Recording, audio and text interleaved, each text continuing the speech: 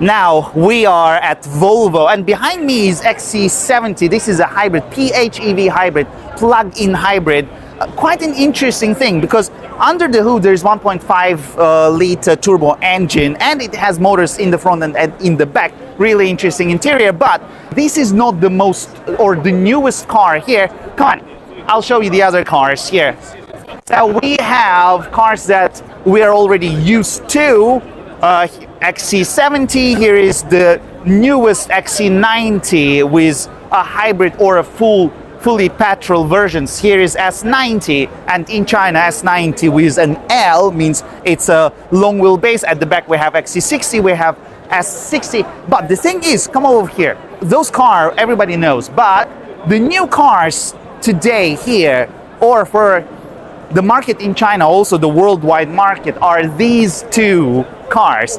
The first one, this one is ES90. This is a fully electric version of S90, or interpretation of S90 but in a fully electric version. And just look at it. It looks like S90. The shape looks like that. Even the color is the same, but it's also quite different.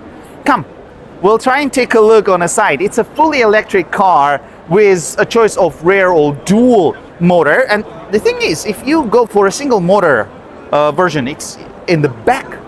So it means it's a rear wheel drive Volvo. And the last time you got a rear wheel drive Volvo, it was, if I'm not mistaken, 840, 20 or 30 years ago. Wow. All right, come, let's take a look inside if we do get a chance. Well, the driver's seat right now is full, so there is someone, but we can take a look at the back. Come from this side. All right. So if we talk about the materials, it's nice here. This is leather. This feels like leather, but it's something different. Down here, it's also soft plastic.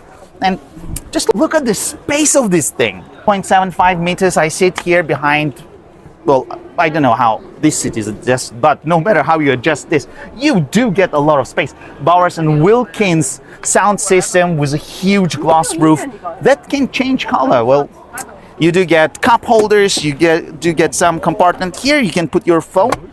So it's a nice place. You do get your climate control at the back with air vents. You do get heating and cooling seats at the back too. Well, it's quite an interesting place. It's in some way, it is traditional luxury or traditional expensive car, business class, but with electric motors and the range. So let's take a look at the boot before we go to the front and check its driving seat. So maybe we can check this way, please. The boot is also really nice, and it opens really big. Look, it goes up with the whole thing, the whole system. So you put stuff inside, it's quite easy. Also, you have a big compartment underneath. You also can put down the second row in 3 parts. So I guess we do get a chance now to sit in the front. Let's take a look how it feels in the front. Inside it feels, to be honest, it feels a lot like S90. You do get more of a traditional design inside. So if you would like to have something with traditional feeling inside, this would be a good choice. You also have a screen that you control everything. It's quite responsive. Well, you control everything on this car, on this screen. You have this screen in front of you. You do get a very nice steering wheel, which is electrically adjusted. So yeah, here you go. Let's take a look at EX90, which is an equivalent to XC90 right in the back. This is EX90. Finally, it is here in China, because this is a car that lots of people, they were waiting for it. Also me, because I saw this car last year.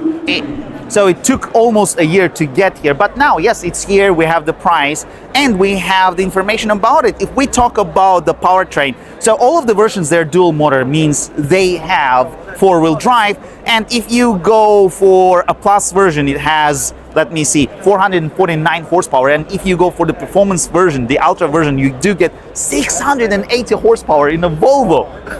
All right, let's go and take a look what it has inside. I would like to show you the interior, but first we have to wait because there are some people shooting inside, so I don't want to disturb them. Let's take a look at the boot, which is electrically controlled, and well, This car is a 7-seater, means it has the third row, and with the third row, actually it has quite a decent space here. And this car, it has air suspension, which means you can control the height of the boot. And look at the shape. So you put stuff or you take it out with these metal parts here, it means it will just slide out. So really nice place here, and the materials are, the feeling is quite good. I can electronically put down the third row.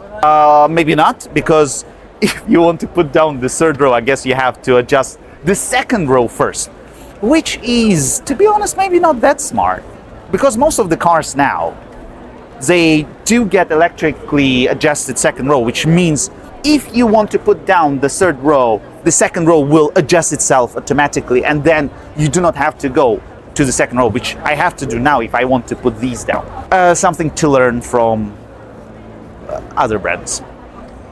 If we talk about the interior of this car, well, it's actually quite nice. It's more traditional luxury interior, because most of the materials are really nice. Here it's leather, here it's leather, here it's leather. But the thing is, down here it's cheap plastic. So EX90, maybe it shouldn't have this thing.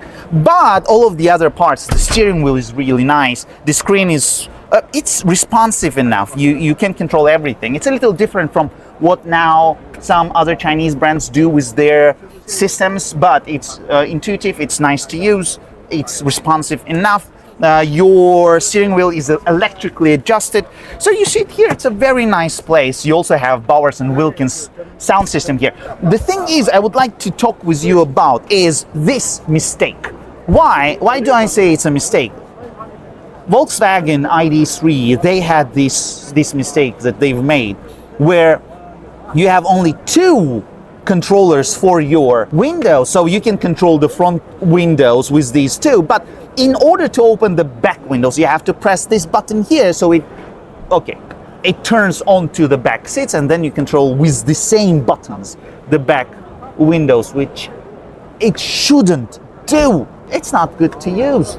I have an ID.3 and I hate it.